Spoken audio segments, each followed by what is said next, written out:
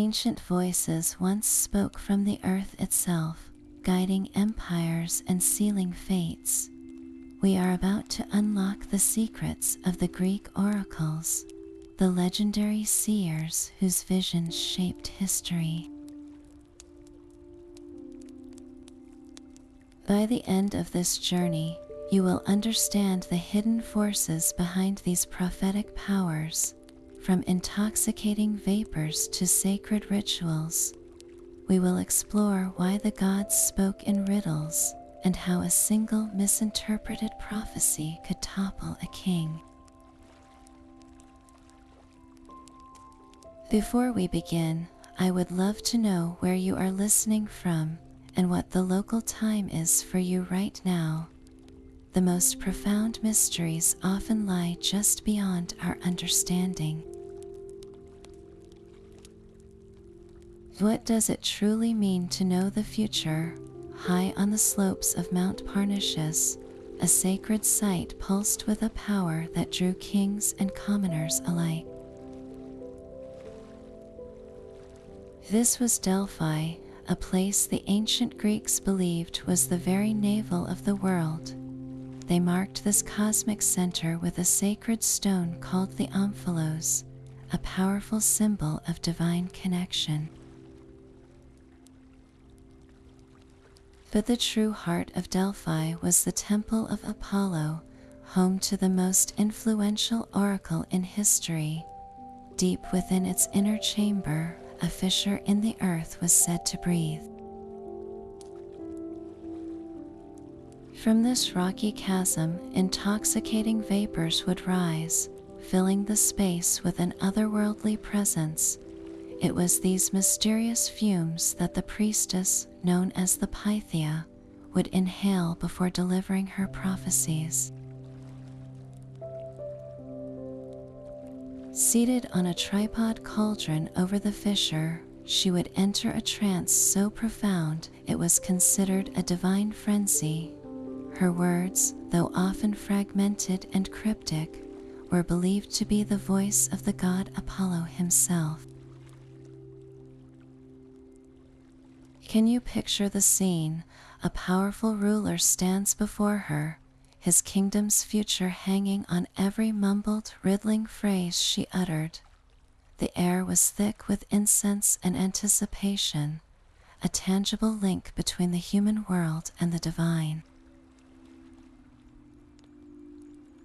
This was not a calm, logical prediction, but a raw, ecstatic channeling of a god's will, a force that would shape the destiny of nations. Yet the woman at the center of this divine storm was not a queen or a celebrated noble. She was the Pythia, typically chosen from the local villagers of Delphi. Imagine an ordinary older woman living a simple life, suddenly entrusted with the voice of a god. Before she could even approach the sacred chamber, she underwent a profound transformation. She would first bathe in the icy, sacred waters of the Castalian spring, a ritual cleansing meant to wash away all worldly impurities. Then she would chew leaves from the sacred laurel tree, the plant beloved by Apollo himself. This was not a simple snack, it was an act of divine communion, a way to open her mind and body to the god's presence. Finally, seated on the tripod over the chasm, breathing the strange, sweet vapors rising from the earth, she would slip into a state beyond ordinary consciousness. Her eyes might roll back, her body could tremble, and her voice would often drop to a guttural whisper or rise to a piercing shriek. This was not a performance, it was a possession. In that profound trance, the humble village woman was gone, and in her place Apollo spoke. Her fragmented utterances, often paradoxical and terrifying, were then translated by attending priests into the poetic riddles that would guide empires. How could an ordinary person bear such an extraordinary burden to become a hollow vessel for a god's will? But the voice of the god was not freely given. To stand before the Pythia and hear her riddles required a journey of immense effort and expense.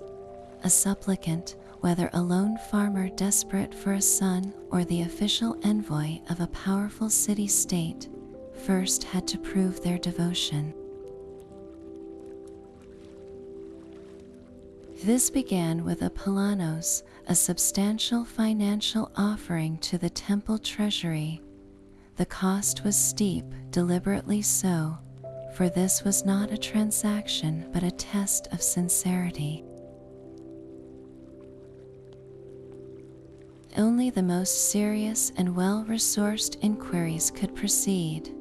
Following the payment, the central act of preparation was the sacrifice of an animal, almost always a goat. The ritual was tense with anticipation. The animal was led to the altar and doused with cold water. If it shivered from head to toe, this was the first and most crucial favorable omen, a sign that Apollo was receptive and the day was propitious for a consultation. If the goat failed to shiver, the entire proceeding was cancelled. No prophecy would be given. The fate of nations could hinge on the tremble of a goat's skin. Imagine the immense pressure on the priests and the supplicant as they watched for that single, involuntary shudder, a moment where the divine will seemed to express itself through the most basic animal instinct. Once the omens were confirmed, the sacrifice was made, and the supplicant, now purified and approved, could finally approach the inner sanctum. They would present their question, often written on a lead tablet, to the priests. These were not simple questions about love or wealth. City-states asked for guidance on whether to go to war, where to establish a new colony, or how to appease the gods during a devastating plague. The Pythia, deep in her trance, would then speak her fragmented truths, the raw material of destiny that would be woven into the verses that shaped history. The riddles of the Pythia did not remain within the temple walls. They traveled out to shape the lives of individuals and the destinies of entire civilizations. Consider the story of King Croesus of Lydia, a man of immense wealth who sought the oracle's assurance before launching a war against the growing Persian Empire. He sent lavish gifts to Delphi and asked if he should march against the Persians. The Pythia's reply was famously ambiguous. She declared that if Croesus attacked the Persians, he would destroy a great empire.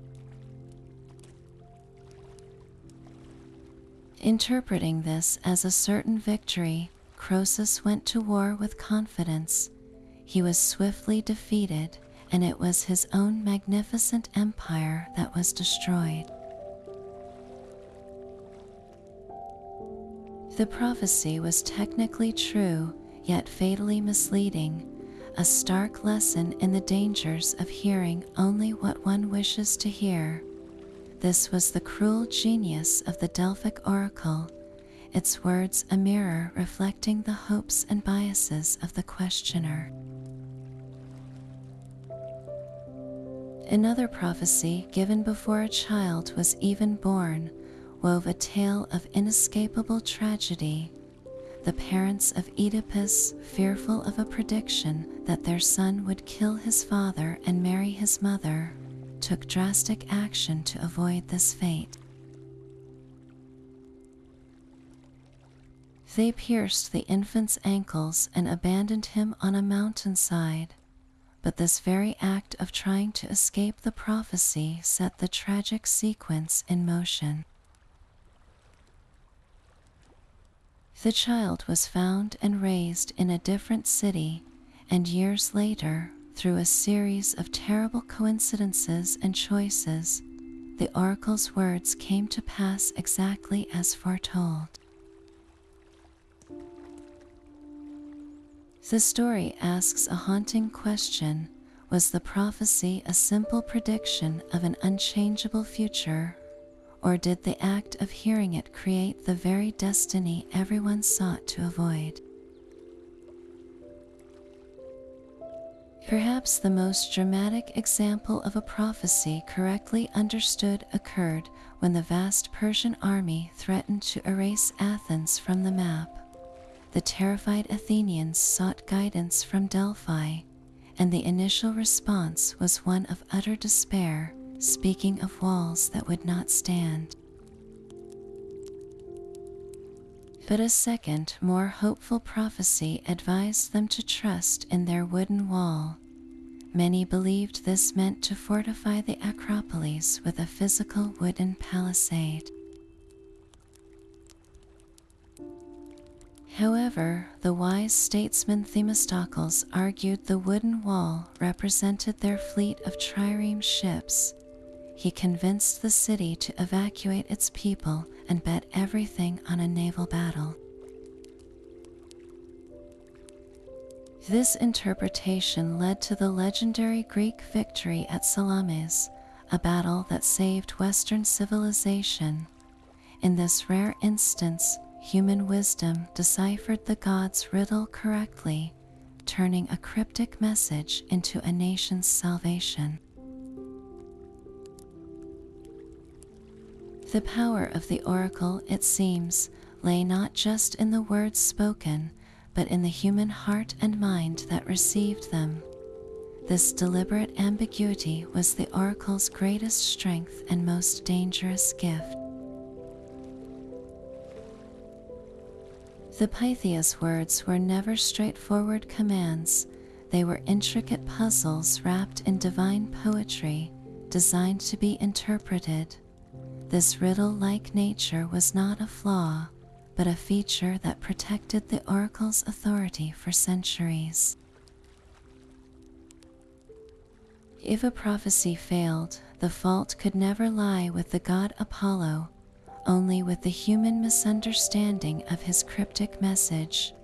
The burden of success or failure rested entirely on the shoulders of the supplicant, a psychological weight that reinforced the oracle's infallibility. We have already seen the tragic misinterpretation by King Croesus, who heard only the promise of victory and ignored the possibility of his own ruin. His story is a classic example of a listener's own desires blinding them to the full meaning, but there are other subtler cases. A wealthy man once asked the oracle if he would find the treasure he sought. The Pythia told him he would find it when he returned home. Overjoyed, he immediately sailed back to his distant city, searched his entire house, and found nothing. He died a bitter and disappointed man. The truth, however, was that the treasure was not in his literal house, but in his homeland, the very soil of his native city, which he had abandoned in his search for wealth. The prophecy was perfectly accurate, yet he interpreted it too narrowly, missing the metaphorical meaning of home. In contrast, the Athenians who faced the Persian fleet demonstrated how a correct interpretation could lead to salvation. When told to trust their wooden wall, most assumed it meant a physical barricade. Themistocles, however, saw a deeper truth. He understood the wooden wall as a metaphor for their navy. His wisdom lay in looking beyond the literal meaning to grasp the strategic essence of the god's message. This dynamic created a profound partnership between the divine and the human mind. The oracle provided the raw, enigmatic material, but it was human intelligence, foresight, and sometimes pure luck that gave it shape and direction. The gods spoke in riddles because the future itself is not a single path, but a landscape of possibilities shaped by our choices. What does it say about us that our greatest guides spoke in a language we were destined to misunderstand? While the riddles of Delphi echoed across Greece, another prophetic voice whispered from a cavern in Italy. Far from the organized priesthood of Apollo's temple, the Sibyl of Cumae carved her own legendary path. Her story begins with a divine gift and a tragic oversight. The god Apollo, captivated by her beauty, offered to grant her any wish. The Sibyl pointed to a pile of dust and asked to live for as many years as there were grains in that heap. Apollo granted her wish, but she had forgotten to ask for eternal youth to accompany her endless life. As the centuries rolled on, she did not die, but she continued to age, her body shrinking and withering away until she was kept in a jar, her voice reduced to a faint whisper. Her immense longevity gave her a perspective on fate that no mortal could ever possess. She became a bridge between the worlds of Greek myth and Roman destiny.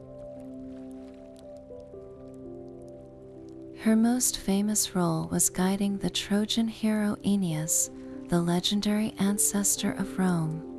In Virgil's great epic, the Aeneid, Aeneas journeys to Cumae seeking a way to enter the underworld and speak with his deceased father. The aged Sibyl, possessed by Apollo, agrees to be his guide, but only if he first proves his worth by finding a golden bough sacred to the goddess Proserpina. This was no simple quest, it was a test of his piety and determination. Leading Aeneas through the terrifying depths of the underworld, the Sibyl interpreted the horrors he witnessed and safely delivered him to his father's spirit, who revealed the glorious future of Rome. Through this act, the Greek tradition of prophecy was directly woven into the foundation of Roman identity. The Sibyl's voice, though born from a Greek god, now charted the course for an empire that would one day eclipse Greece itself. What does it mean for a civilization's founding myth to be guided by a prophetess who had already witnessed centuries of history unfold? That ancient whispering voice of the Sibyl did not fade with her body. It was captured and codified, transforming from a solitary prophecy into the very foundation of Roman state religion. The legendary Sibylline books were a collection of prophetic Greek verses, said to have been offered to Tarquinius Superbus, the last king of Rome, by the Cumaean Sibyl herself. She approached the king with 9 books of prophecies, demanding an exorbitant price. He refused, thinking her mad. The Sibyl burned 3 of the books and returned, offering the remaining 6 for the exact same price. The king refused again. She burned 3 more and returned with the final 3, still asking for the original enormous sum. This time, shaken by her persistence, Tarquinius consulted his augurs, who deeply regretted the loss of the first 6 books. He paid the full price for the final 3. This story reveals a profound truth. The Romans believed that divine knowledge was so valuable, its price was not negotiable, even if it arrived in a fragmentary and incomplete form. These 3 precious scrolls were treated with the highest security imaginable. They were housed in a dedicated underground vault beneath the temple of Jupiter Optimus Maximus on the Capitoline Hill, the most sacred site in Rome. A special priesthood, the Quindus Imveri Sacris Faciendis, was appointed to guard them. No one else was permitted to read or even look upon these sacred texts. They were not a book to be studied, but a divine tool to be activated only in the most dire circumstances. The Senate could order their consultation only when the Republic faced an existential threat, a devastating plague, a shocking military defeat, or terrifying omens like comets or statues weeping blood. The ritual was precise and solemn. The keepers of the books would descend into the vault, unseal the chest, and carefully unroll the ancient scrolls. They would not read them cover to cover. Instead, they would search for a specific verse or passage that seemed to directly address the current crisis. The prophecy they found would not be a simple solution, but a prescribed ritual act, an instruction on how to appease the gods. This might involve introducing the worship of a new deity to Rome, like Asclepius the healing god, or performing a specific, elaborate sacrifice. The power of the books lay in this institutional process. This was not a lone priestess in a trance. It was the full might of the Roman state, humbling itself before a written prophecy, using a centuries-old ritual to seek order in a world descending into chaos. The oracular voice, once a mysterious whisper in a cave, was now locked in a chest, its power harnessed to preserve an empire. Far older than the marble temples of Delphi, the first prophetic voice of Greece did not speak from a stone chamber, but whispered on the wind. In the remote highlands of Epirus, the oracle of Dodona offered a connection to the divine that was primal and elemental, dedicated not to Apollo but to Zeus, the king of the gods himself. Here, the center of all power was a single ancient oak tree, its vast canopy reaching toward the heavens. The god's will was not delivered through the ecstatic trance of a single priestess, but interpreted from the rustling of its sacred leaves. Priestesses known as the Peleiades, whose name meant the doves, listened with profound attention to the language of the wind. They did not hear mere noise, they heard the nuanced syllables of a divine message. A soft, gentle rustle might signal approval, while a harsh, cracking sound from the branches could be a dire warning. The soundscape of the sanctuary was further enriched by large bronze gongs and wind chimes, called crotala, which were hung from the branches of the oak. When the wind blew, It created a symphony of metallic ringing and whispering leaves, a complex auditory code that the priestesses were trained to decipher. Imagine a question hanging in the air and the answer arriving not in a human voice, but in the resonant chime of bronze and the sigh of the forest. This was divination stripped back to its most fundamental elements, a direct conversation with nature itself, where the entire world seemed alive with divine intention. What would it be like to have your fate decided by the way the wind moves through the trees? For a supplicant at Dodona, the process was deeply personal. They would inscribe their question on a thin, folded lead tablet, a silent plea cast into the hands of the priests. Would my trade voyage be successful? Is the child my wife carries truly mine? Should I reconcile with my brother? These raw human worries were then presented to the universe. The priests and the Pleiades would stand beneath the great oak, their faces turned upward, reading the divine response in the patterns of sound and movement. There was no riddle to take home and ponder, no poetic verse open to misinterpretation. The answer was immediate and physical, written in a language only the initiated could understand, a verdict delivered by the rustling leaves and singing bronze of Zeus himself. In this ancient grove, the future was not a story to be told, but a sound to be heard. The whispers of the sacred oak were not reserved for kings and generals. Unlike the state-sponsored delegations at Delphi, the paths to Dodona were often walked by ordinary people carrying the private burdens of their lives.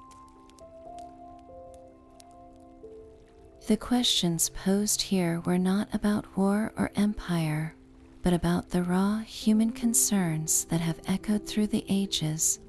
We know this with such intimacy because of a remarkable archaeological discovery: the thousands of small folded lead tablets excavated from the site.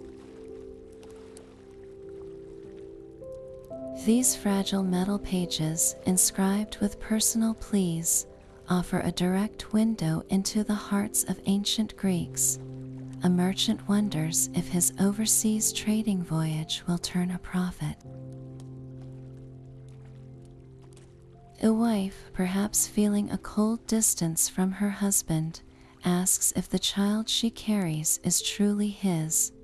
A man contemplates whether he should reconcile with a brother after a bitter argument.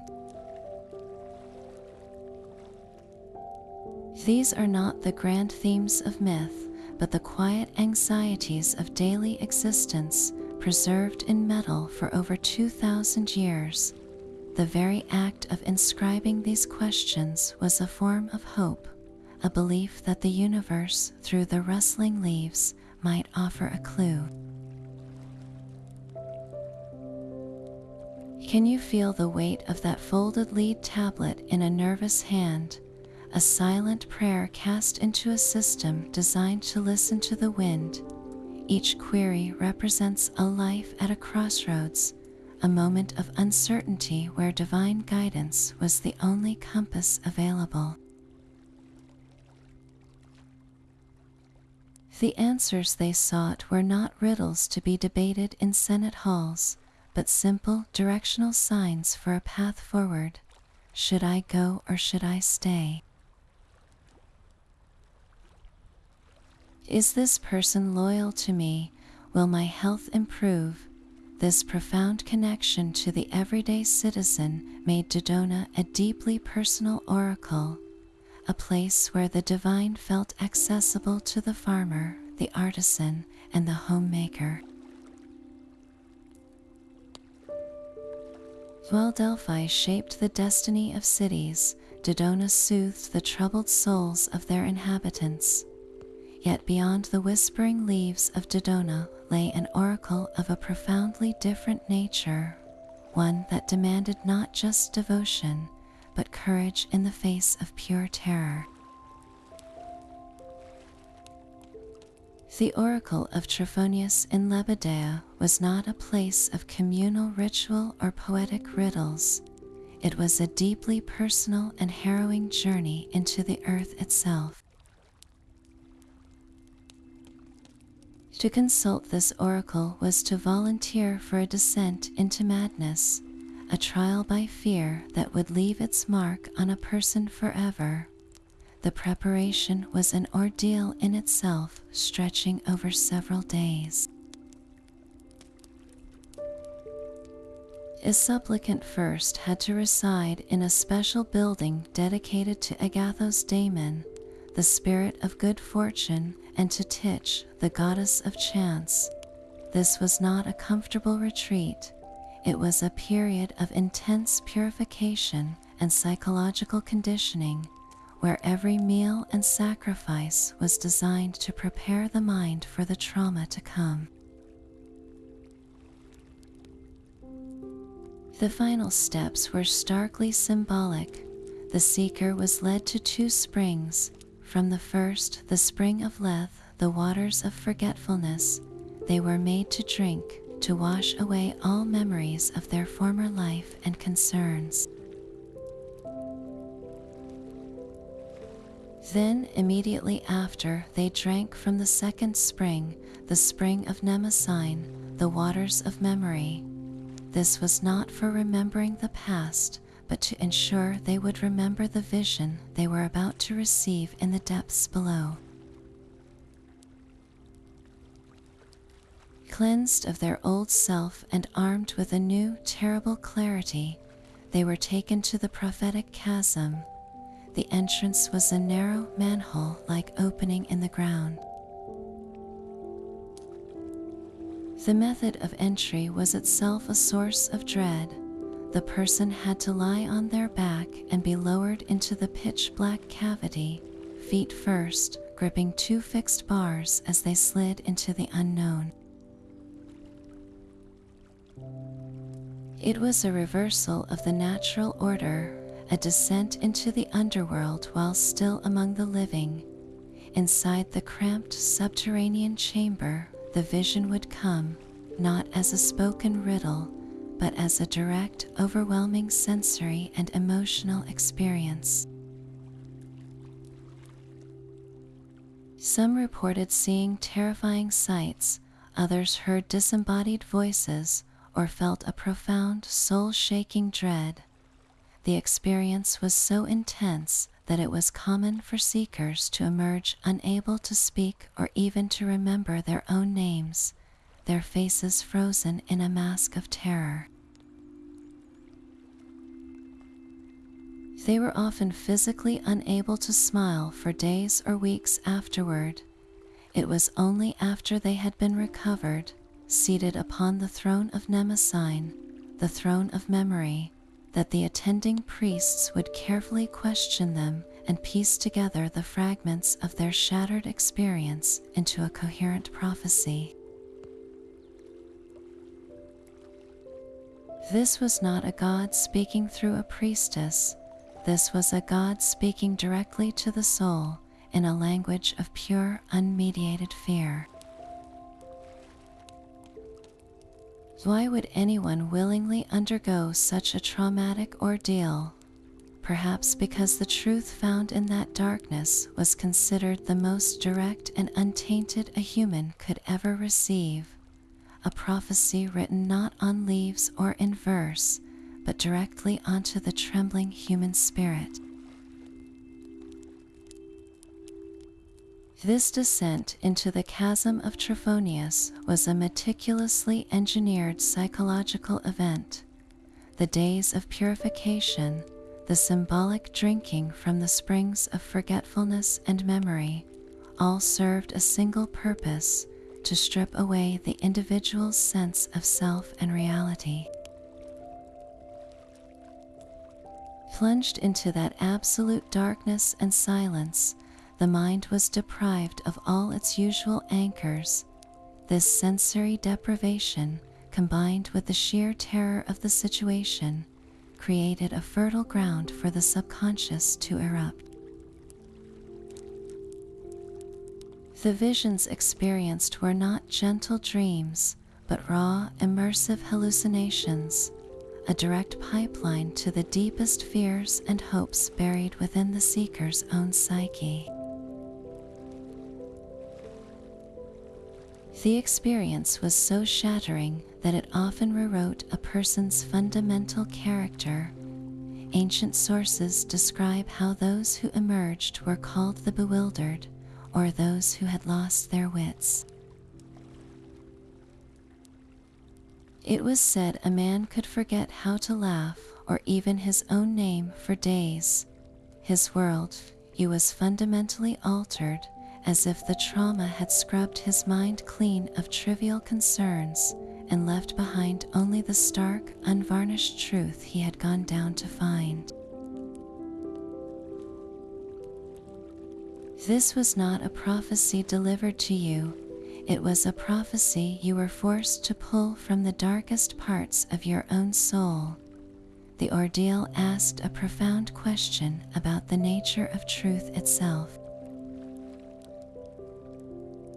Is divine insight something given, or is it something we already possess, buried under layers of fear and distraction, waiting for a sufficiently terrifying experience to bring it to the surface? Behind every divine utterance stood a figure of immense influence, the priest. These men were not mere attendants, they were the architects of prophecy, the essential bridge between the raw chaos of divine inspiration and the ordered world of human understanding.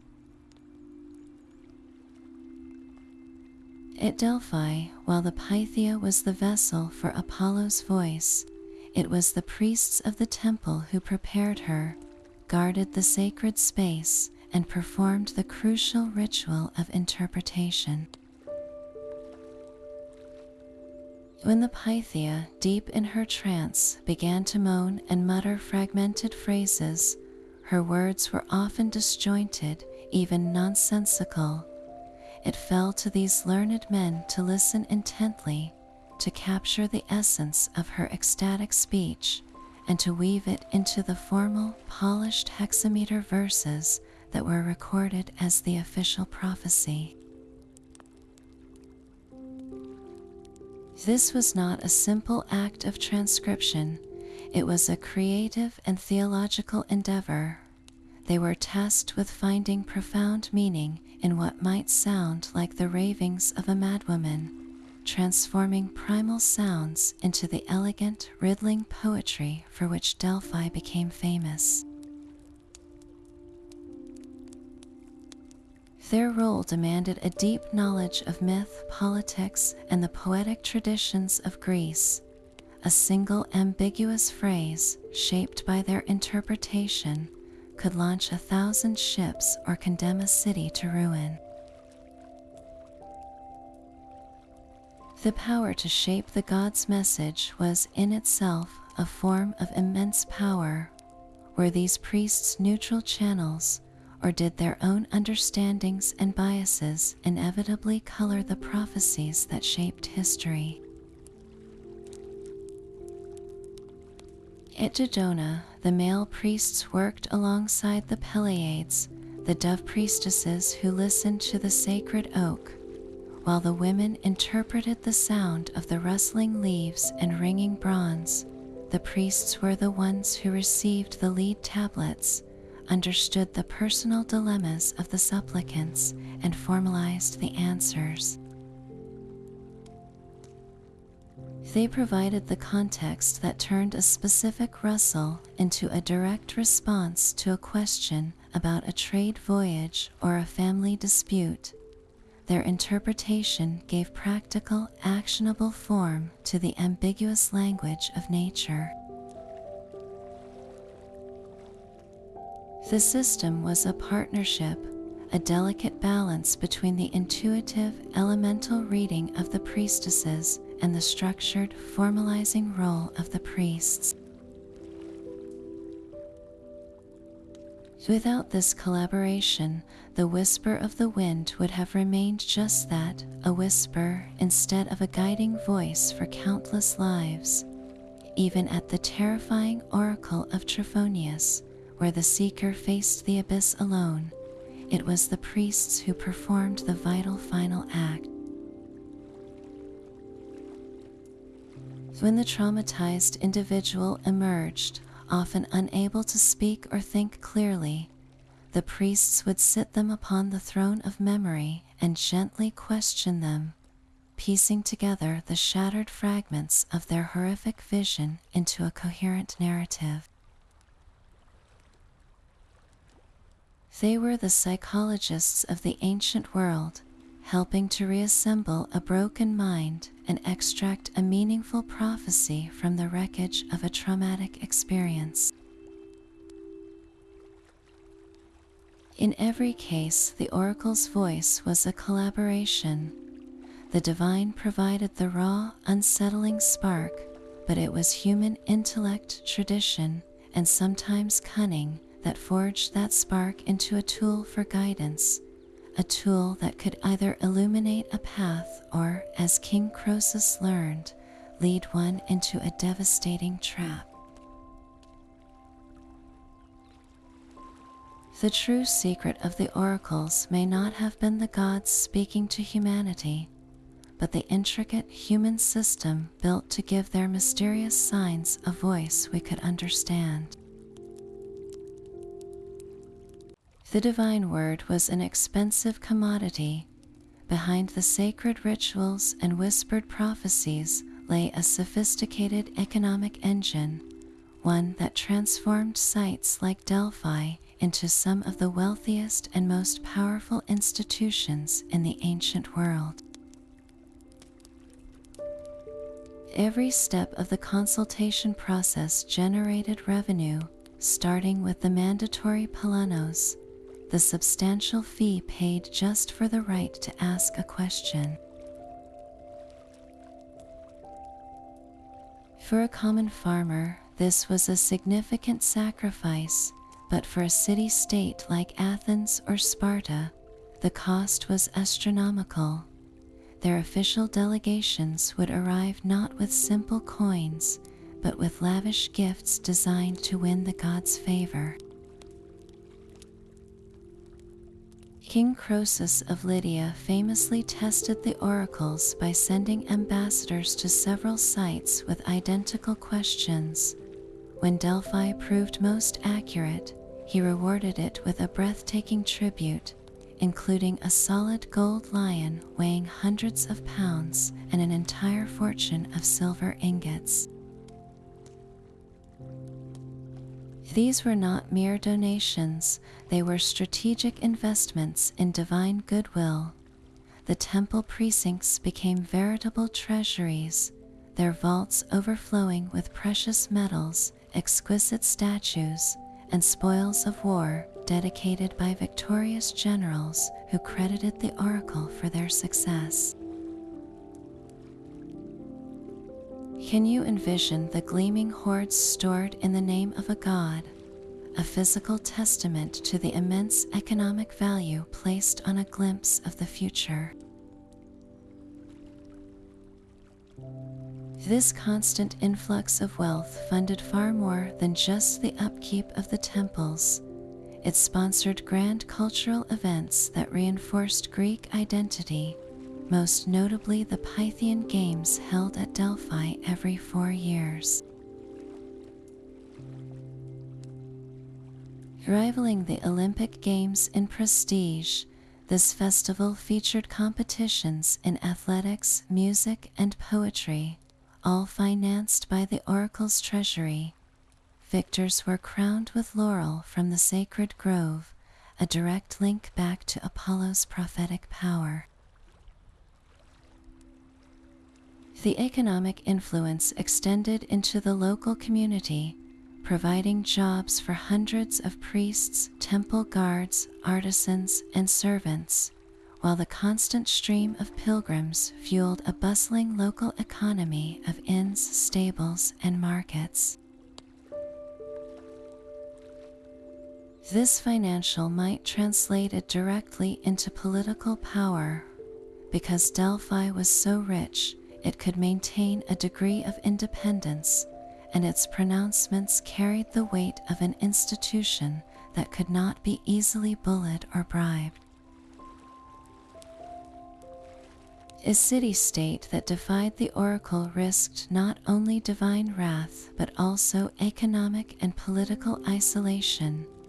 The voice of the god, it turned out, was amplified by the resonant clink of gold and silver, making the oracles not just religious centers, but formidable players in the ancient world's geopolitical landscape. What does it mean when the gatekeepers of destiny are also the masters of a vast financial empire? A king did not go to war without first consulting the oracle. The decision to send young men to their deaths to risk the very survival of a city-state required a divine stamp of approval. The political influence of the oracles was not a subtle undercurrent, it was the very bedrock of statecraft. When a Greek city contemplated establishing a new colony across the sea, a dangerous and expensive venture, they sent their most trusted ambassadors to Delphi. The Pythia would name the specific location for the new settlement and designate its founding leader. This was not a suggestion, it was a command. The colony of Cyrene in North Africa, for example, was founded on direct orders from the oracle, which told the settlers exactly where to build their city. This divine mandate provided an unshakable justification for the entire endeavor, uniting the colonists and giving them the conviction to face unimaginable hardships. The prophecy was their charter and their shield. Internally, oracles acted as the highest court of appeal. When a bitter dispute over land or inheritance could not be resolved by human judges, the matter was often referred to Delphi. The god's verdict was final, cutting through years of legal wrangling and personal enmity. This divine arbitration prevented countless civil wars and provided a mechanism for social cohesion that mere laws could not guarantee. Can you see the strategic genius of this system? A ruler could make the most difficult, unpopular decision and point to the cryptic verses of Apollo as his ultimate authority. He was not a tyrant imposing his will, but a pious servant enacting the divine plan. The oracle's voice legitimized power, sanctioned expansion, and settled disputes, making the priests of Delphi and the interpreters of Dodona silent partners in every major political move across the Greek world. Their prophecies were the invisible framework upon which empires were built, yet even the most powerful voices eventually fall silent. The authority of the Greek oracles, which had guided civilizations for over a millennium, did not vanish in a single day, but faded under the weight of new ideas and a changing world. A profound shift began not with armies, but with questions posed in the Athenian agora. Philosophical schools like the Stoics and Epicureans began to champion human reason over divine fate. They taught that the universe operated on logical principles, not the whims of temperamental gods. Why, they asked, should a rational person seek truth in the riddles of a possessed priestess when they could find it through their own intellect and observation of nature? This was not a direct attack, but a slow erosion of faith, as educated elites increasingly turned inward for guidance rather than toward the sacred tripod at Delphi. The very concept of a predetermined destiny, the foundation of oracular power, was being challenged by a belief in human agency and free will. The gods were being pushed to the periphery, replaced by the power of the individual mind. Then came the legions, the Roman conquest of Greece, completed by the 2nd century BC, fundamentally altered the political landscape. The Greek city-states, once independent powers whose rivalries and ambitions fueled countless consultations, were now provinces within a vast centralized empire.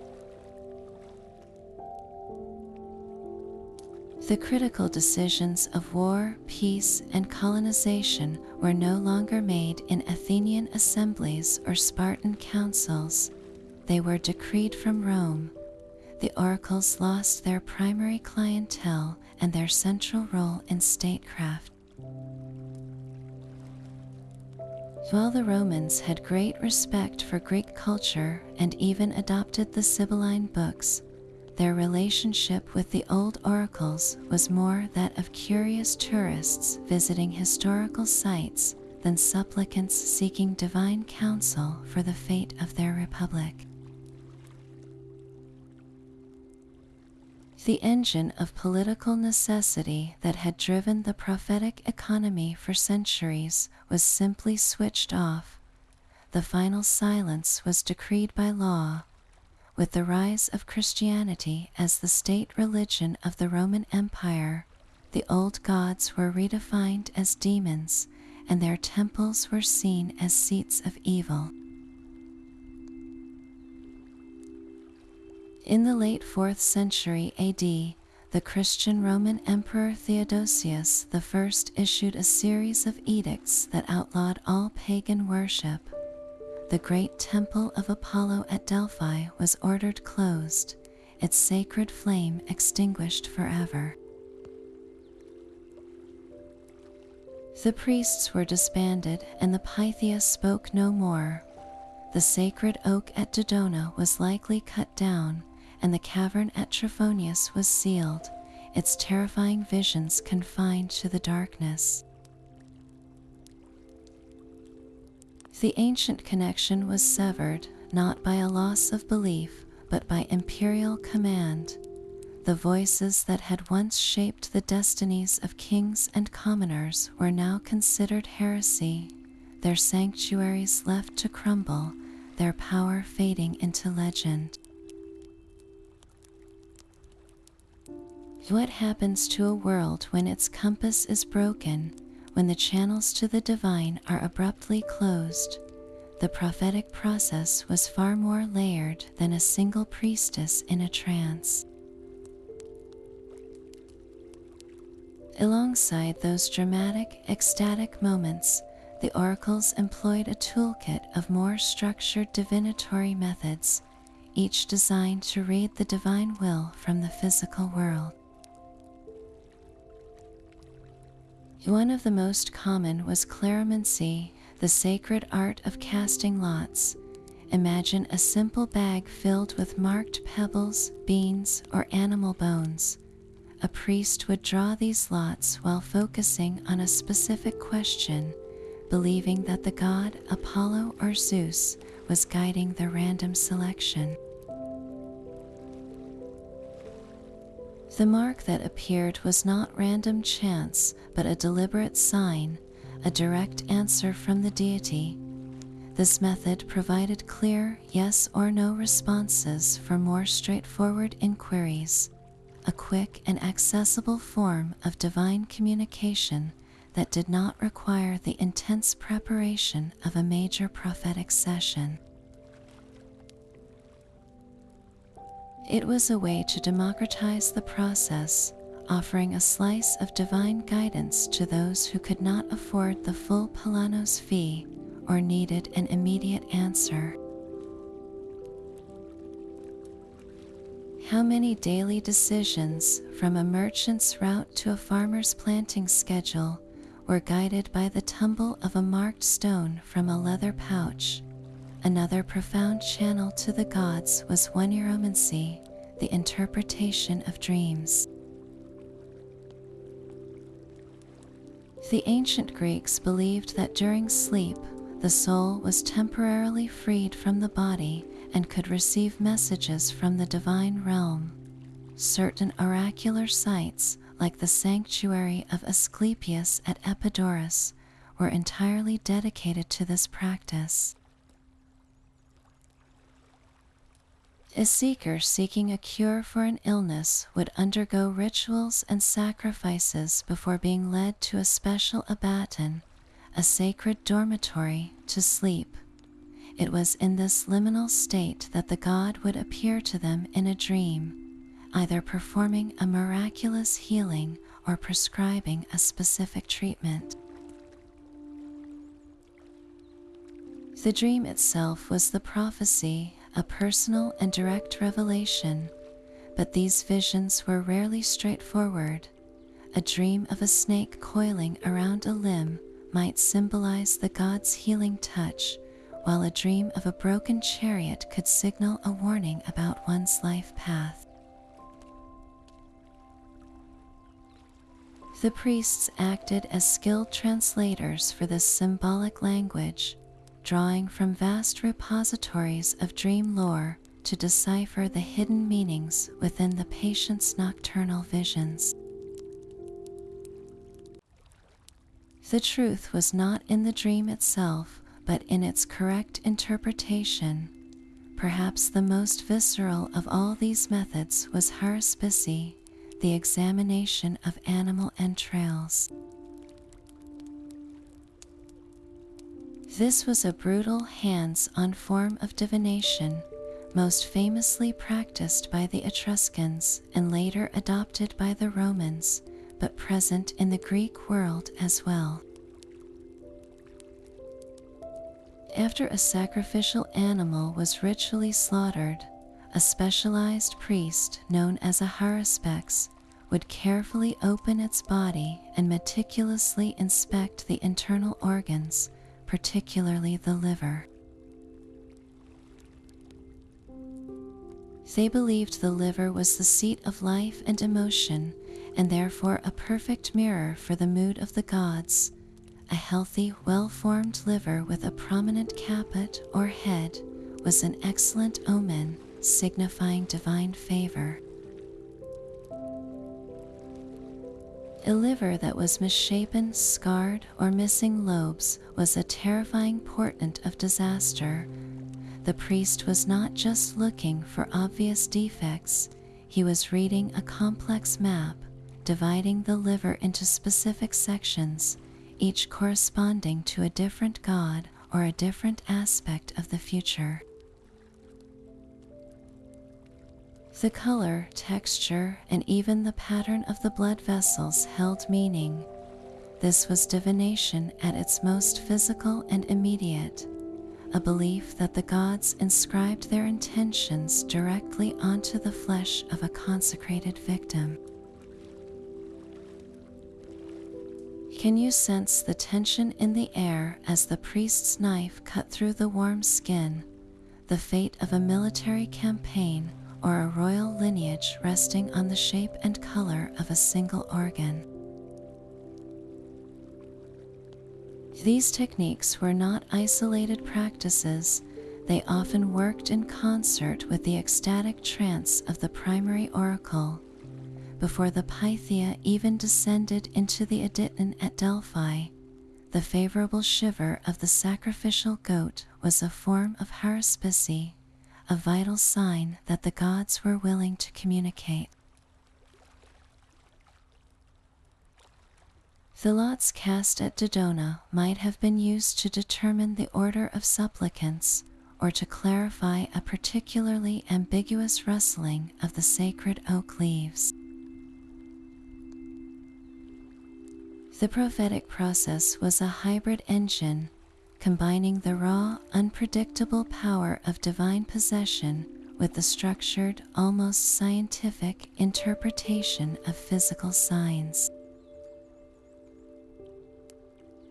This blend of ecstatic and formal methods created a robust system of divination, one that could offer both the profound, riddling poetry that shaped empires and the simple, direct guidance for a farmer's harvest. The oracles understood that the gods spoke in many languages, from the shudder of an animal to the symbols of a dream, and it was their sacred duty to listen to them all. Deep in the sun-scorched Libyan desert, a voice whispered from an oasis, a voice that would call a conqueror. The oracle of Ammon at the Siwa oasis was a world away from the familiar groves of Greece. This was the domain of a god the Greeks saw as a version of their own Zeus, a ram-headed deity of immense power known as Ammon. To reach this remote sanctuary was to risk everything. The journey meant crossing hundreds of miles of trackless, burning sand, a gauntlet of thirst and bandits that had defeated armies. Yet for Alexander the Great, fresh from his conquest of Egypt, the peril was irrelevant. He was driven by a need that went beyond strategy, a deep personal yearning for divine confirmation. His arduous trek to Siwa was more than a pilgrimage, it was a test of his own legendary fortune. Against all odds and guided by mythic signs like talking snakes or guiding crows in the stories told later, he and his small escort survived the brutal march and arrived at the lush, hidden oasis, a jewel of palms and water in a sea of death. He entered the temple alone. When he emerged, he carried with him a single world-altering proclamation. The priests of Ammon had confirmed what he perhaps secretly believed, that he was not merely the son of a mortal king, but the true son of the god Zeus Ammon himself. This was not just a personal revelation, it was the ultimate piece of political propaganda. In that moment, Alexander transformed from a brilliant Macedonian general into a living god, a figure with a divine right to rule the world. The oracle's declaration gave him unassailable authority over the diverse peoples of his expanding empire, from the Greeks who respected oracular tradition to the Egyptians who revered Ammon. His rivals were no longer just opposing a man, they were challenging the will of a god. The whisper from the desert had cemented a legend, proving that the power of an oracle could forge not just the destiny of a city, but the very identity of a god-king.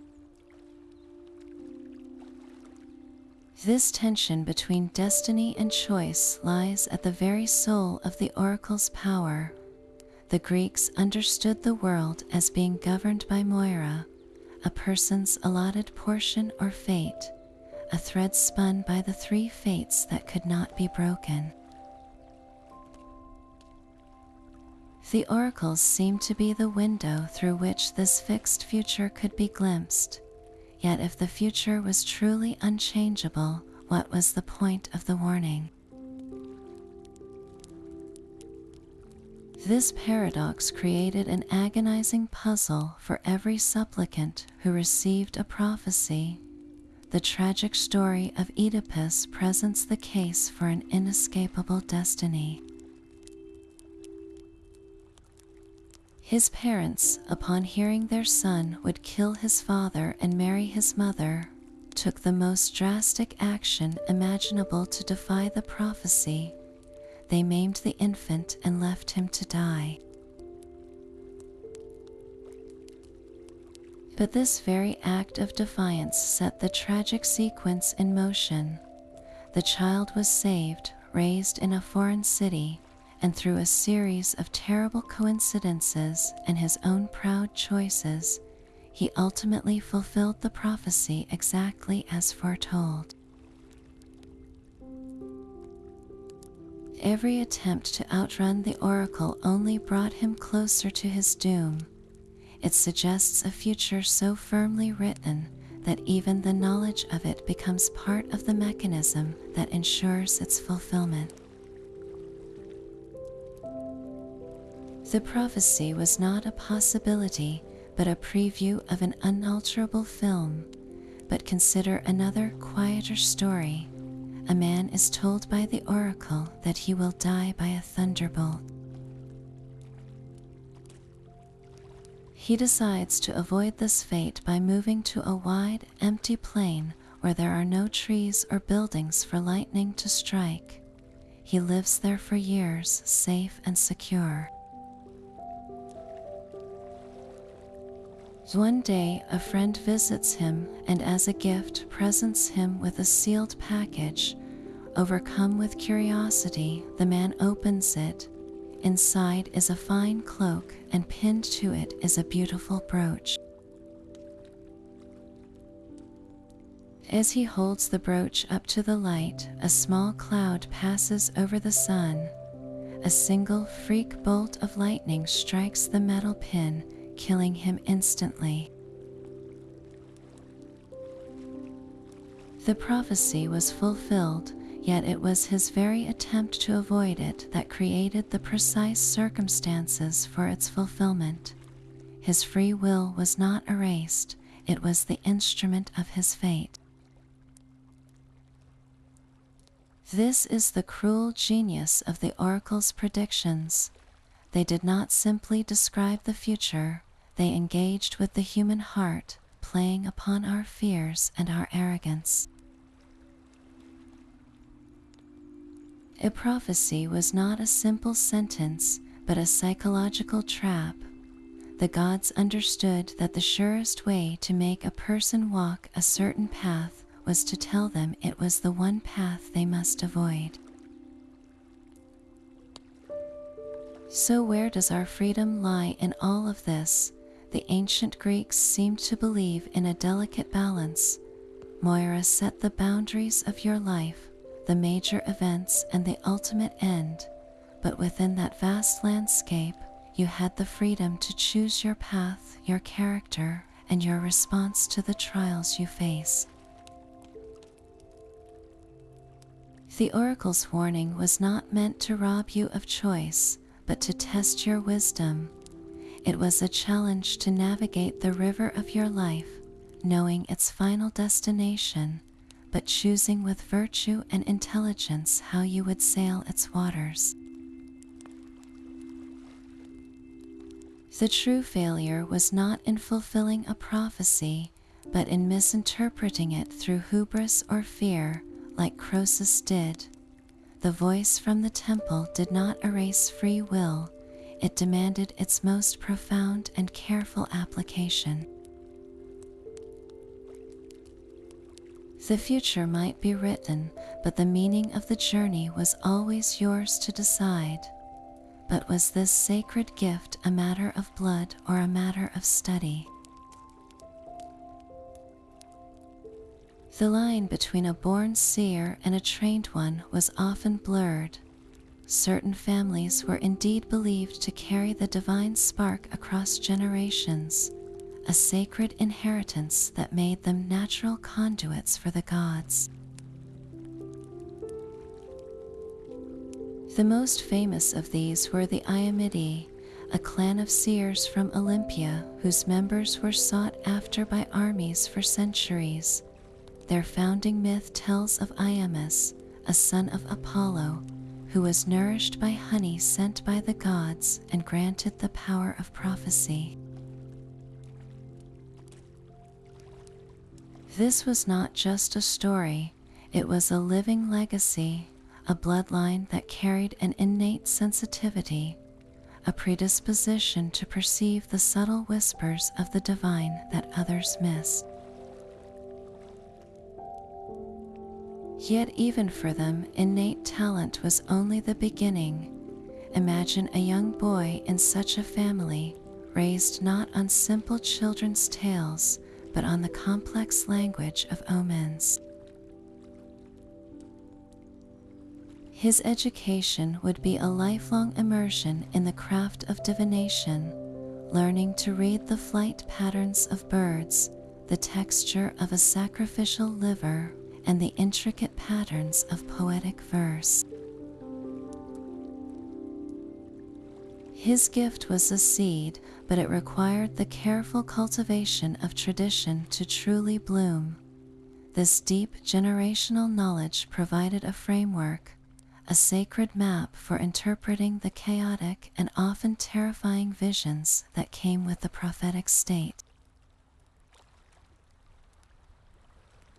How much of their power came from the god, and how much from the immense library of symbolic meaning passed down from father to son? For those not born into a prophetic dynasty, the path was different but no less rigorous. There are hints in ancient texts of informal schools or apprenticeships, particularly for the interpreters of signs, the priests who gave form to the raw divine impulse.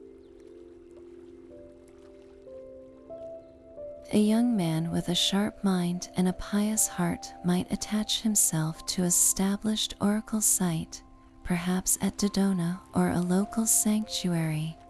His training would be practical and immersive. He would learn the sacred hymns, memorize the vast cycles of myth that provided the symbolic vocabulary for prophecy, and practice the intricate rituals of sacrifice and purification. He would study the archives of past prophecies, learning how certain phrases were applied to historical events, seeing how the gods' riddles had unfolded in reality. This was not a university education, it was a spiritual and intellectual boot camp designed to forge a mind capable of bridging the human and the divine. The goal was to master the tradition so completely that when the moment of inspiration came, whether from a trance or a sign, the interpreter would have the tools to give it a coherent and powerful voice. The Pythia herself, while often a simple villager chosen for her purity, was also prepared. Before her sacred descent, she was immersed in the rituals and the atmosphere of the temple, a process that conditioned her mind and body for the profound shift in consciousness to come. Her training was one of spiritual readiness, of learning to become an empty, receptive vessel. So, was the seer born or made? The answer seems to be both. An innate sensitivity might open the door, but it was a deep, cultivated knowledge of myth, ritual, and symbolic language that allowed a true prophet to translate the overwhelming voice of a god into a guidance that could, for better or worse, shape the course of human history. The most powerful political voice in the ancient Greek world belonged to a woman. This was no accident of history, but a fundamental feature of the divine. While men commanded armies and debated in assemblies, the ultimate authority on their fate was channeled through the Pythia at Delphi, the Sibyl at Cumae, and the Peleiades at Dodona. This sacred role was rooted in a profound cultural logic. A woman's perceived passivity made her the perfect vessel, an empty cup waiting to be filled by the will of a male god like Apollo. Her own identity was set aside so the deity could speak through her without resistance or ego.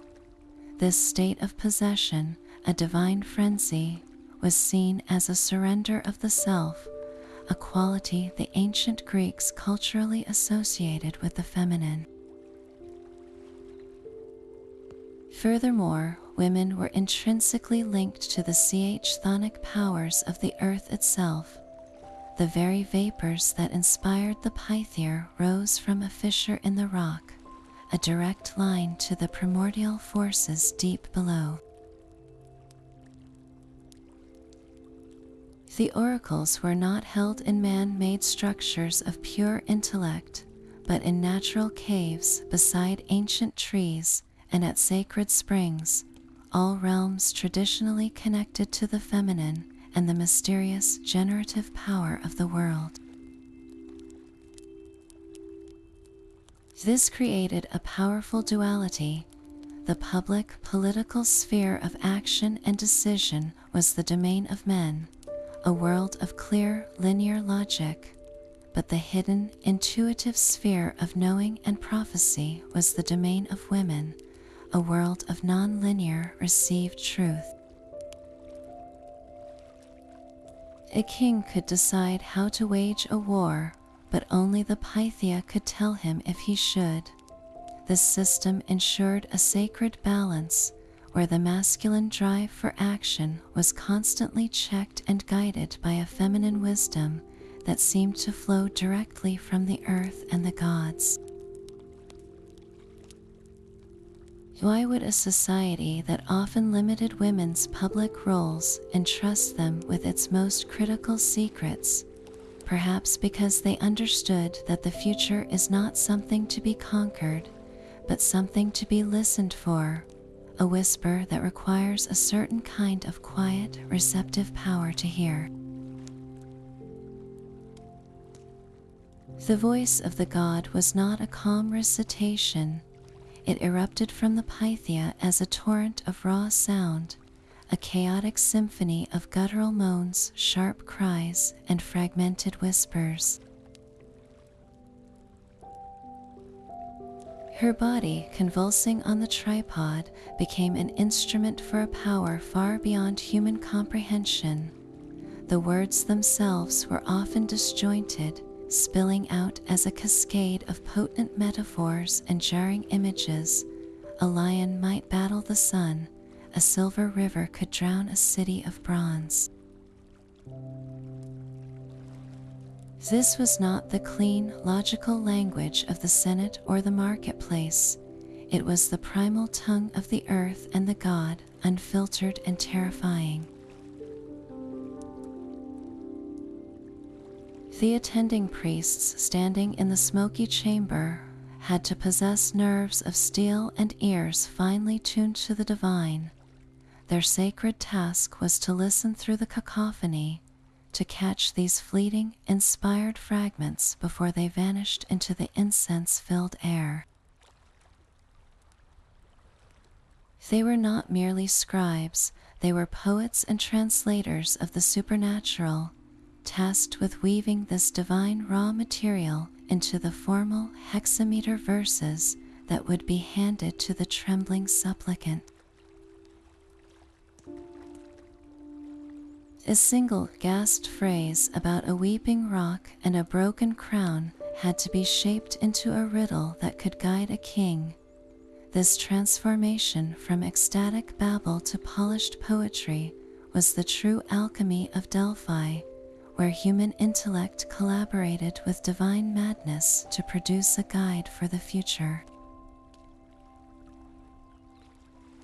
The memorable rhyming verses that have come down to us through history are the refined product of this sacred workshop, a carefully crafted vessel meant to carry the unbearable weight of a God's unvarnished truth. Even the most devout followers of the oracles sometimes harbored a whisper of doubt. For all their divine authority, these institutions were still run by human hands, and human hands can be tempted. Historical records are sprinkled with accusations of bribery and political manipulation, suggesting that the voice of a god could sometimes be purchased for the right price. The great Athenian statesman Themistocles, the very man who correctly interpreted the wooden wall prophecy, was later accused of bribing the Pythia to deliver oracles that supported his naval policy. While the truth is lost to time, the mere accusation reveals a widespread understanding that the system was not impervious to corruption. The priests, as the interpreters of the Pythia's ravings, held immense power to shape the final prophecy. A carefully placed suggestion, a subtle emphasis on one cryptic phrase over another, could steer the meaning to favor a generous benefactor or a powerful city-state. The line between divine inspiration and political convenience could become dangerously thin. Could a priest facing a delegation from Sparta with a chest of silver and another from Athens with a promise of alliance remain entirely neutral as he wove the gods' fragmented words into verse? The potential for human ambition to infiltrate the sacred process was a constant shadowy threat to the oracle's credibility. This skepticism was not just a cynical modern invention, it lived in the hearts of the ancient Greeks themselves. They told stories of failed prophecies that could not be explained away by mere misinterpretation. One famous account involves the oracle predicting that a particular war would end before the grains in the field were harvested. Confident in their victory, the army marched out, only to find themselves trapped in a protracted siege that lasted for years. The grains were sown and harvested multiple times, and the prophecy was remembered as a spectacular failure. While such stories were often spread by an oracle's enemies, they nonetheless chipped away at the aura of infallibility. The system's brilliance was that it was designed to absorb these failures. A wrong prediction could always be blamed on the questioner's impurity, a flawed sacrifice, or most commonly, a simple human error in understanding the god's complex riddle. This built-in ambiguity was a shield against disbelief, yet the persistent stories of bribery and manipulation point to a more profound truth. The oracles were a mirror reflecting not only the divine, but also the very human flaws of ambition, greed, and the desperate desire to control the unpredictable future. These divine prophecies did not remain confined to temple walls. They found their ultimate expression on the stage. Greek tragedians masterfully wove the oracles into the very fabric of their plays, using them as an engine for exploring the deepest human anxieties. In the hands of Aeschylus, Sophocles, and Euripides, a prophecy was never a simple plot point. It was a terrifying force that exposed the fragile line between human ambition and divine will. The central theme they returned to again and again was hubris, that dangerous arrogance that leads a mortal to believe they can outwit the gods or escape their ordained fate. The stage became a laboratory for testing the limits of human knowledge against the unchangeable decrees of the divine. We have already glimpsed the tragic power of this dynamic in the story of Oedipus, a tale Sophocles crafted into his masterpiece Oedipus Rex.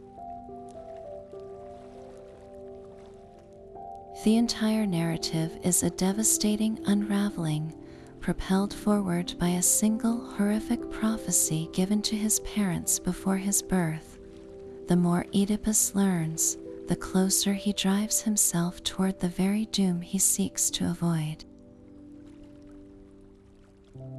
His relentless pursuit of the truth, a quality that would be heroic in any other context, becomes the instrument of his destruction.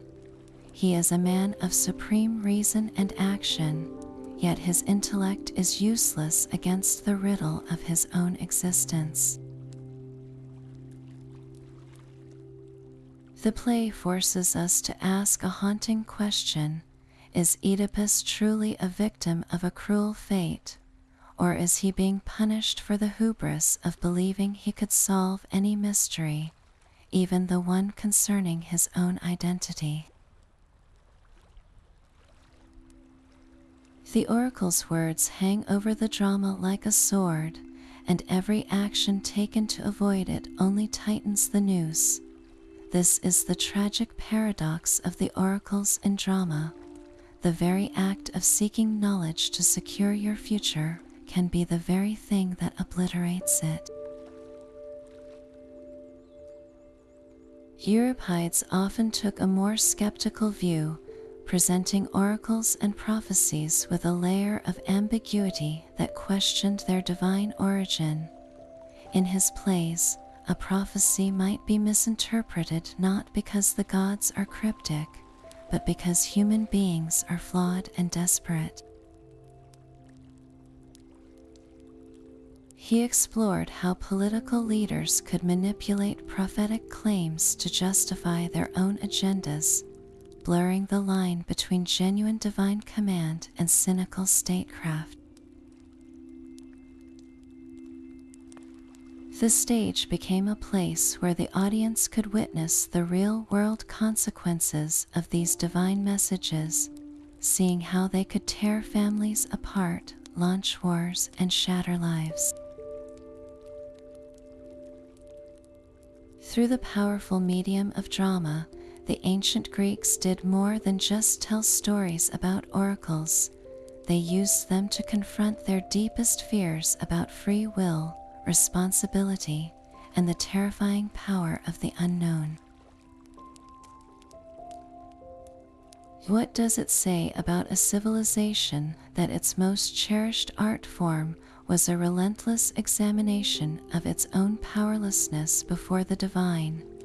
The silent stones of Delphi have begun to speak, their secrets unearthed by the careful hands of modern archaeology. Excavations at the sacred site revealed the foundations of the great temple of Apollo, allowing us to map the very space where the Pythia delivered her prophecies. Most critically, deep within the temple's inner chamber, geologists confirmed the existence of the long-fabled fissure in the earth. Traces of ethylene, a sweet-smelling gas that can induce a trance-like state, were found in the local limestone, providing a scientific basis for the ancient descriptions of intoxicating vapors rising from the ground. This physical evidence transformed the legend of the Pythia's divine frenzy from myth into a plausible, chemically induced altered state. Among the most breathtaking discoveries was the charioteer of Delphi, a bronze statue of such lifelike serenity it seems to breathe. This masterpiece, part of a larger monument commemorating a victory in the Pythian Games, was found buried in a trench preserved for millennia by a landslide. Its existence is a powerful testament to the immense wealth and artistic patronage the oracle commanded, a silent witness to the throngs of victorious athletes and grateful kings who once filled the sanctuary. How many prophecies did those calm, inlaid eyes see delivered? At the windswept sanctuary of Dodona, archaeologists uncovered a different kind of treasure, one that whispers of everyday lives. Thousands of small, folded lead tablets were excavated, each one inscribed with a personal question. These are not the grand inquiries of kings, but the intimate worries of ordinary people. One tablet asks if a man should take a loan to buy a piece of land. Another, written by a woman named Lysanias, simply asks if the child she is carrying is her husband's. These fragile pieces of metal are frozen moments of human anxiety and hope, proving that the oracle's primary role was often that of a divine counselor for the common person. The physical layout of the site also surprised scholars. They found not just the sacred oak tree, but a small theater and a stadium, revealing Dodona as a vibrant religious and cultural center, not merely a lonely grove for listening to the wind. The sheer volume of these lead tablets, however, challenges the romantic image of every answer coming directly from rustling leaves. It suggests a more practical, high-volume operation, where priests likely used a combination of methods, including clairvoyancy, the casting of lots, to manage the endless stream of personal petitions. The truth of Dodona lies not in a single method, but in this tangible evidence of a community placing its deepest trust in the rustle of a god's tree. These material discoveries have forced a re-evaluation of the ancient texts. The archaeological record often confirms the broad strokes of history, such as the temple's layout matching descriptions, but it also adds gritty, realistic details that the poets left out. The lead tablets from Dodona prove that the oracle was deeply embedded in the social and economic fabric of daily life, dealing with loans, marriages, and inheritances. At Delphi, the evidence of the ethylene gas does not diminish the Pythia's spiritual role, but grounds it in a tangible geological reality. It suggests a sophisticated understanding, however intuitive, of using natural phenomena to achieve a sacred state. The statues, the temple foundations, and the personal tablets all work in concert, transforming the oracles from ethereal legends into complex, functioning institutions. They were places where divine mystery met human administration, where the sacred vapors of a chasm were managed by a priesthood that also kept meticulous records and managed vast treasuries. The dirt and stone have given us not just artifacts, but a much richer, more complicated picture of how the divine spoke and how humanity, in all its ambition and frailty, struggled to listen. The sweet smell of ethylene gas hangs at the center of a modern scientific mystery. In the late 20th century, a geologist named Gilles de Boer proposed a radical theory that the sacred pneuma, the breath of the god, was actually a potent hydrocarbon. His investigations at Delphi revealed two major fault lines intersecting directly beneath the temple, a geological wound that could indeed have allowed gases to seep from the earth. Traces of ethylene, a simple compound known to produce trance-like states, lightheadedness, and euphoria when inhaled, were found in the local rock. This theory offered a stunningly elegant explanation, transforming the Pythia's divine possession into a chemically induced altered state. It suggested that the priests of Apollo had, whether they knew it or not, built their most sacred temple atop a natural psychoactive vent, harnessing the very geology of the site to facilitate a connection with the divine. For a moment, it seemed a 2,000-year-old enigma had been solved by a single gas, yet the cracks in this elegant theory began to show. Subsequent research challenged the very presence of ethylene in sufficient quantities at the site. Other scientists argued that the limestone formations around Delphi were unlikely to produce the gas in the concentrations needed to induce a trance.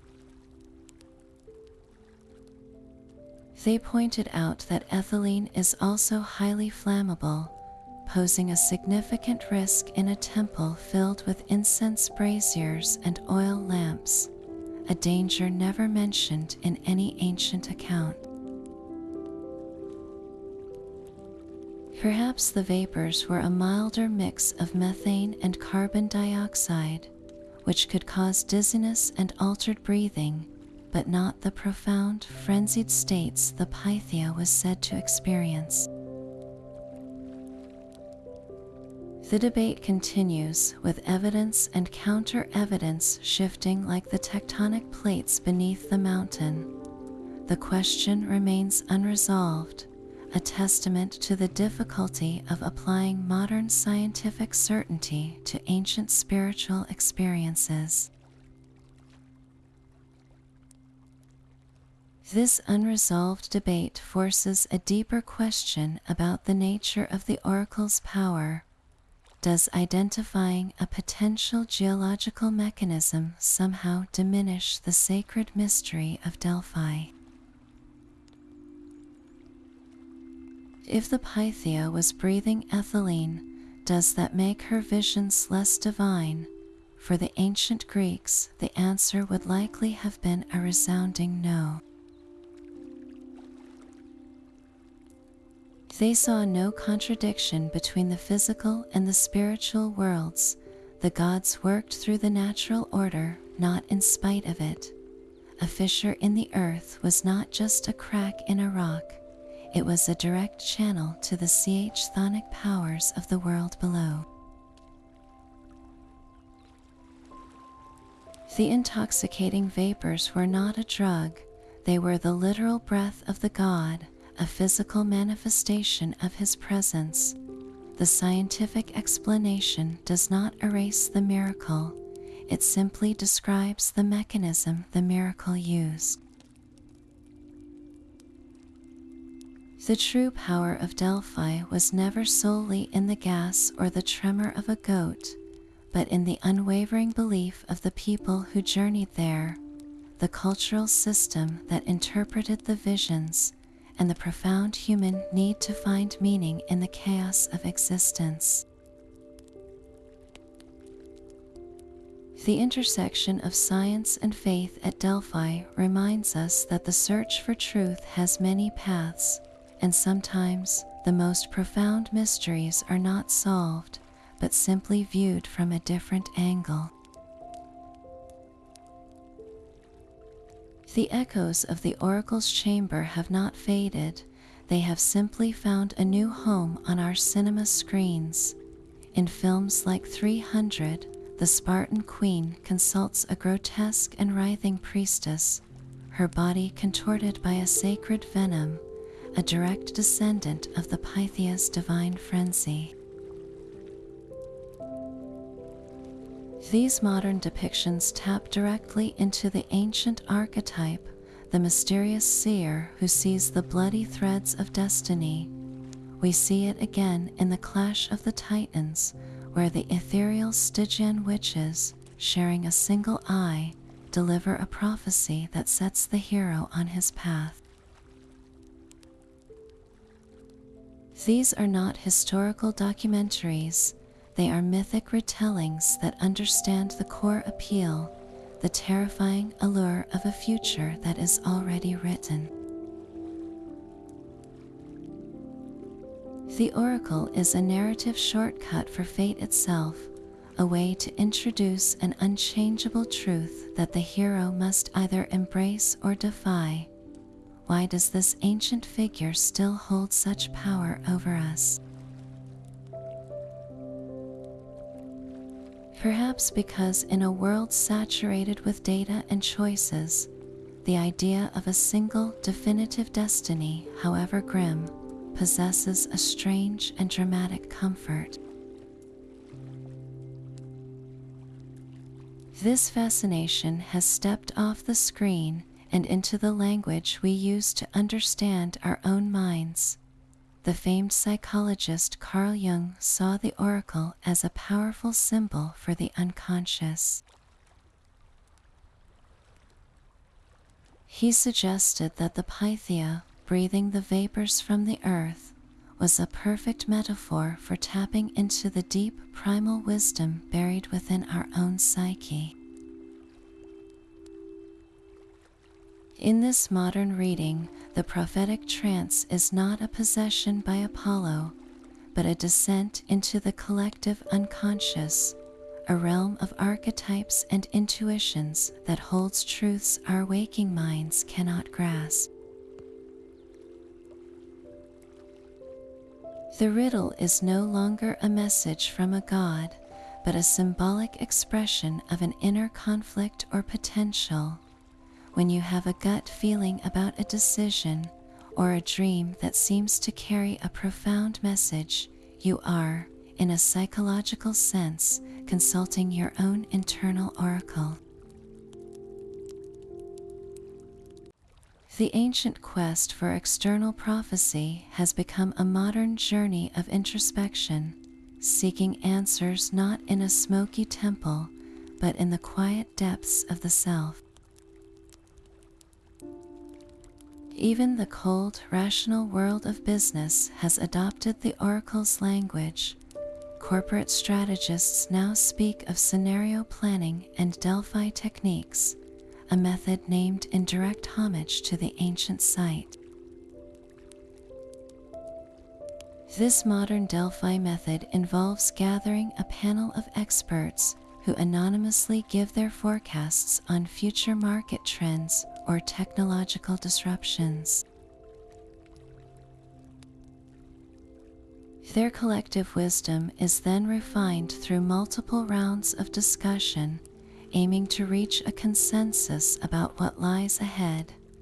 It is a secularized form of divination, replacing the trembling goat and the sacred vapors with data sets and anonymous questionnaires. The goal, however, is strikingly similar: to peer through the fog of uncertainty and make a better decision today based on a collective vision of tomorrow. The fundamental human need has not changed. We still crave a guide for the future. We have simply swapped the tripod cauldron for a boardroom table, and the god's riddle for a market analyst's report. What does it say about our age that we still seek prophets, even if we dress them in business suits and call them consultants?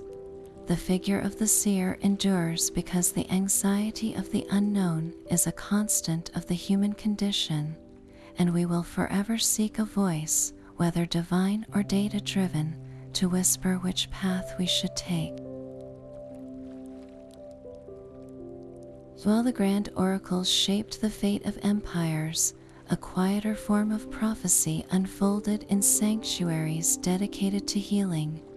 For the common person, a direct answer from the gods was often sought not through ecstatic trance, but through the intimate world of dreams.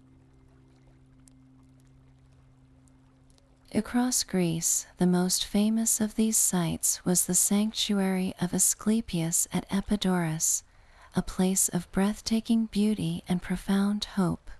Here, the god of medicine himself would visit supplicants in their sleep, offering cures that human physicians could not provide. The process was known as incubation, a sacred sleep within the boundaries of the god's temple. A person suffering from a years-long illness, a debilitating injury, or even a mysterious malady would make the pilgrimage, often after saving for years to afford the journey and the required offerings. They would first undergo rituals of purification, bathing in sacred waters and making a sacrifice, usually of a rooster or a small cake, to the god. Then, as dusk fell, they would be led into the abaton, the inner hall of the temple where no one was allowed to enter during the day. Lying on a simple pallet on the floor, surrounded by other hopeful souls in the silent, holy darkness, they would wait for the god to appear. This was a deeply personal form of divination, a direct line from a suffering individual to a compassionate deity.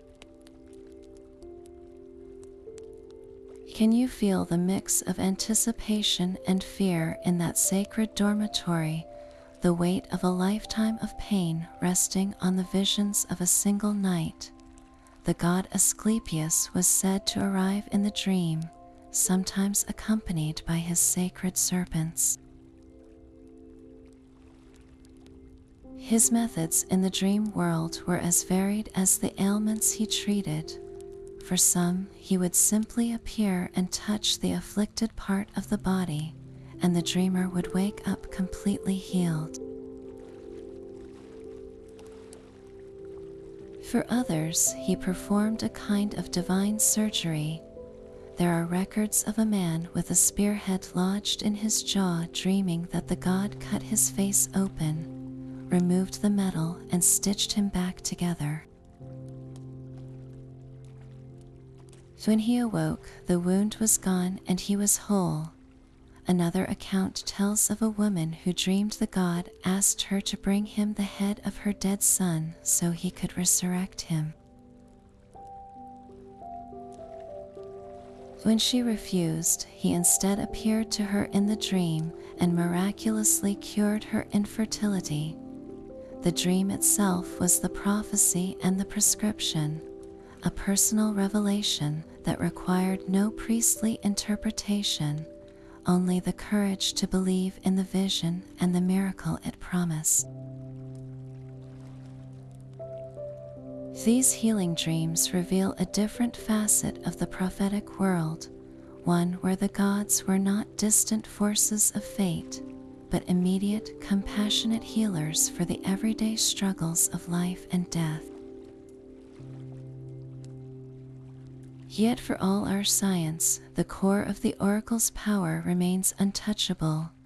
We can identify the gases and map the fault lines, but we cannot explain the chilling precision of certain prophecies that came to pass with an almost cruel exactness. The geological theory tells us how the Pythia might have entered her trance, but it says nothing about the source of the specific, devastating knowledge she sometimes revealed.